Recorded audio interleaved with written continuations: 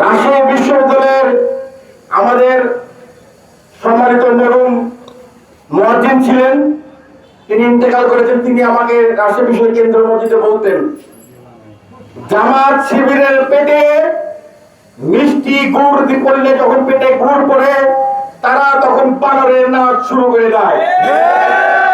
এই ফকিন্নির বাচ্চারা যারা বিগত সময়ে দুবেলা খাবার খেতে পারতো না, তারা আজকে আমাদের মতন গরিব কৃষক সন্তানদের টাকা কিভাবে লুটপাট করা হয়, এই টাকা নিয়ে কিভাবে এই ওয়েলফেয়ারের উন্নয়ন গঠন করা যায়, এই ষড়যন্ত্র করে এই রাজশাহী বিশ্ববিদ্যালয়ের কোষাধ্যক্ষকে সাথে নিয়ে তারা রাজশাহী বিশ্ববিদ্যালয়ের শিক্ষার্থীদের টাকা লুটপাট করেছে।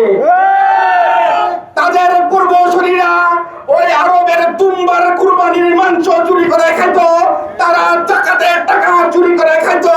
এই ছোট করে রাজাকারের বাচ্চারা